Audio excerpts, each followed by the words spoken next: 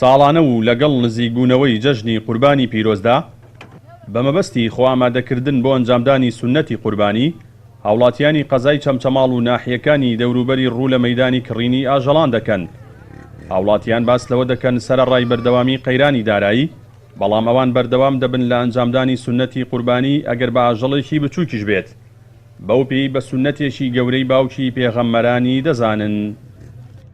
هاتینا بۆ حیوانکردن بۆ مەیدانە سونەتی پێغەمبەری خوا ئیبراهیم عەلەیهی سەڵات و سەلام زنووکەینەوە. سوپاس بۆخوا لە چاو ساڵانی پێشوە حیوانتان ڕادەیەکی زۆر دابەزینی بە خۆیەوە بینیوە. سوپاس بۆخوا خەڵکی بە بەردەوامی حەزی بە زنووکردنەوەی سونەتی قوربانیە.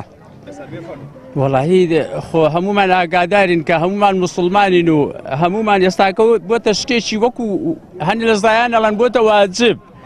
ئەگەر بێتەوە هەموو ساڵی اختیارێت هەبێت و توانات هەبێت ها قوربانیە بکەی، ئەگەر بەستیتش بەس خوێنەکە لێ برشێت ها دڵ مرتاح ببێت شتێکی خۆشە بەلا موسڵمانانەوە.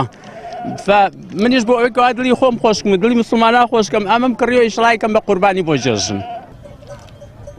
فرۆشیارانی ئاژەڵیش ئاماژە بەوە دەکەن بەهۆی هاوردەکردنی ئاژەڵ لە وڵاتانی دراوسێوە لەم ساڵدا بەراورد بە ساڵانی ڕابردوو نرخی ئاژەڵ هەرزانترە. دەشڵێن گەرم و گوڕێکی زۆر بە مەیدانی ئاژەڵانەوە دەبینرێت و لەگەڵ نزیکبوونەوەی زیاتریش لە ڕۆژانی جەژن قوربانیکەرانی زیاتر بۆ کڕینی ئاژەڵ سەردانی مەیدانەکان دەکەن. وڵایی زۆر فەرقیە، زۆر دابەزی ئاژەڵ لە چاو ساڵانتر چ بڵێ کاوەڕپارێک 5,000 بڕۆ ئیسا 4 و ڕۆع ب 4,300 تا 4,500.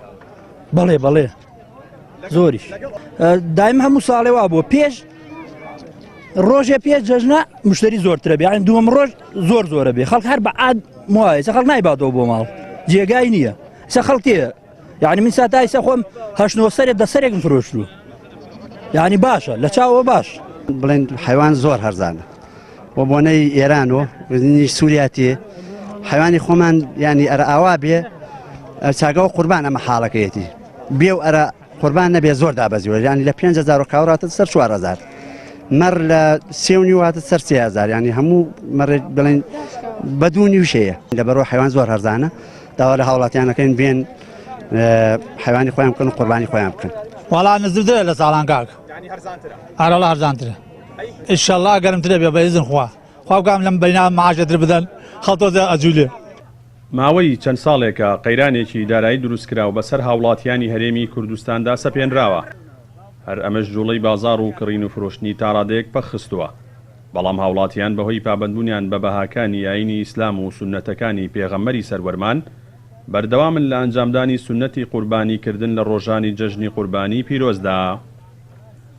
جەلال جەباری، کەناڵی ئاسمانی پەیام، چەمچەماڵ.